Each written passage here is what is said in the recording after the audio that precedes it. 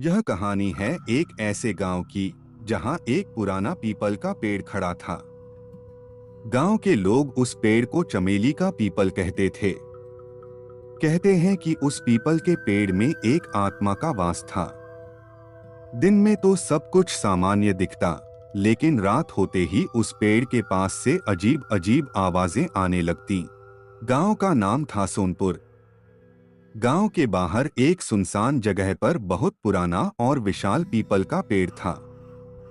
दादी नानी की कहानियों के अनुसार कई साल पहले उसी जगह पर एक युवती चमेली की मौत हो गई थी। चमेली के साथ घोर अन्याय हुआ था। उसके मंगेतर ने दहेज के लालच में उसकी हत्या कर दी थी। उसकी आत्मा कभी मुक्ति नहीं पा सकी और वह उसी पेड़ से बंध गई। गांव के लोग उस पेड़ के पास जाने से डरते थे। रात के समय अगर कोई भूल से उस रास्ते से गुजरता तो भयानक चीख पुकार सुनाई देती। कई लोगों का कहना था कि उन्होंने एक सफेद साड़ी पहनी हुई लड़की को पेड़ के पास देखा है, जो रोते हुए मदद की गुहार लगाती थी। गांव में एक युवक था अजय। वह इन सब बातों पर यकीन नहीं करता था। अजय का मानना था कि ये सब पुरानी कहानियां हैं, जिनका हकीकत से कोई लेना देना नहीं है।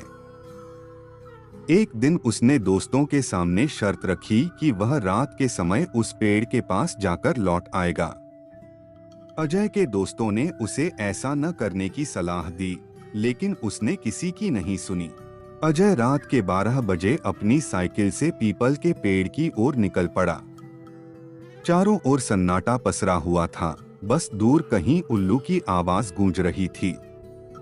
जैसे ही वह पेड़ के करीब पहुंचा, हवा अचानक तेज हो गई। उसकी साइकिल की चेन अजीब सी आवाज करने लगी। अचानक उसे लगा जैसे किसी ने उसके कंधे पर हाथ रखा हो।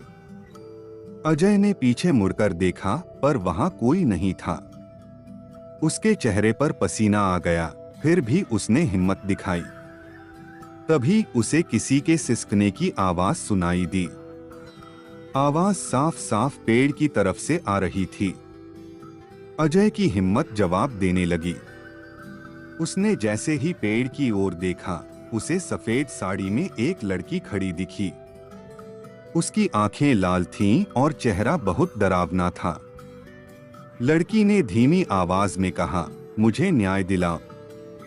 अजय के होश उड़ गए। वह पीछे हटने लगा, लेकिन उसके पैर जैसे जमीन से चिपक गए हों।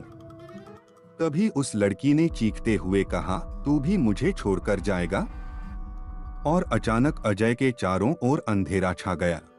अगली सुबह गांव वालों को अजय की साइकिल तो मिली, पर वह खुद गायब था। गांव में यह बात जंगल में आग की तरह फैल गई। कुछ लोगों का मानना था कि चमेली की आत्मा अजय को अपने साथ ले गई। उसके बाद से कोई भी उस पीपल के पास नहीं गया। आज भी सोनपुर का वो पीपल का पेड़ वीरान पड़ा है।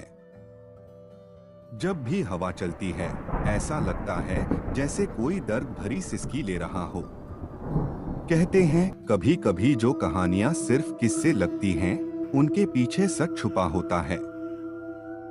गांव की उस रात की चीखें आज भी हवाओं में गूंजती हैं।